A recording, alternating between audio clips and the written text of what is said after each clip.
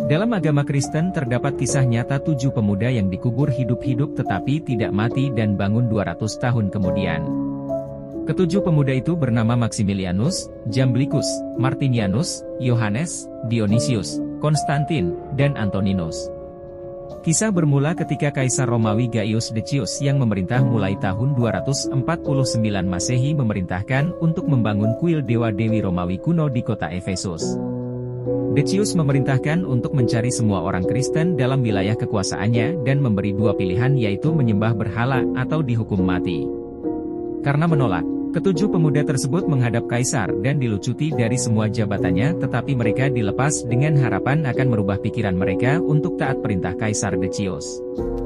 Namun, ketujuh pemuda dari Efesus tersebut tetap pada pendiriannya, menjadi orang Kristen yang percaya Yesus Kristus, dan melarikan diri untuk bersembunyi di dalam gua di Gunung Ohonos.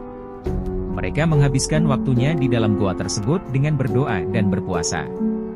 Kaisar Decius memerintahkan untuk mencari ketujuh pemuda tersebut untuk dibawa ke pengadilan. Mengetahui bahwa ketujuh pemuda kudus itu bersembunyi di dalam gua, Kaisar memerintahkan untuk menutup pintu masuk gua dengan batu-batuan, sehingga mereka mati akhirnya karena kelaparan dan kehausan di dalam gua. Namun Tuhan membuat ketujuh pemuda ini secara ajaib tertidur selama hampir 2 abad lamanya. Tuhan menjaga ketujuh pemuda kudus itu tetap hidup, dan mereka terbangun dari tidur mereka tanpa mengira bahwa hampir 200 tahun lamanya mereka terlelap. Tubuh dan pakaian mereka tetap tidak berubah. Pada masa pemerintahan Kaisar Theodosius yang kedua sekitar tahun 447 Masehi, seorang tuan tanah dari wilayah Gunung Ohonos memutuskan untuk membuka gua tersebut untuk keperluan pembangunan. Ketika batu besar yang menutup gua tersebut diangkat, ketujuh pemuda tersebut terbangun, merasa seolah-olah mereka hanya tertidur satu malam. Ketika mereka keluar dari gua mereka terkejut menemukan bahwa kota Efesus telah berkembang pesat dan yang lebih mengejutkan lagi fakta bahwa agama Kristen telah menjadi agama negara Romawi dan orang Kristen tidak lagi dianiaya.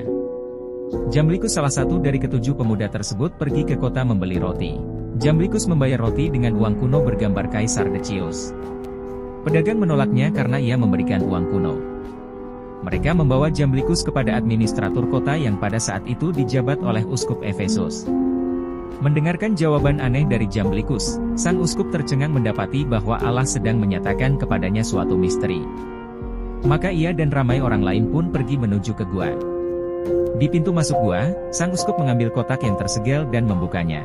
Kotak tersebut adalah pemberian dari 2 orang pekerja yang secara sembunyi-sembunyi menjadi orang Kristen yang menutup pintu masuk gua.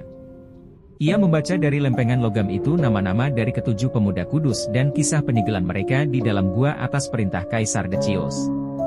Ketika mereka masuk ke dalam gua dan menemukan bahwa pemuda-pemuda itu masih hidup, maka semuanya bersukacita dan menyadari bahwa melalui kebangkitan mereka dari sebuah tidur yang sangat panjang, Tuhan telah menyatakan misteri kebangkitan orang mati kepada gerejanya.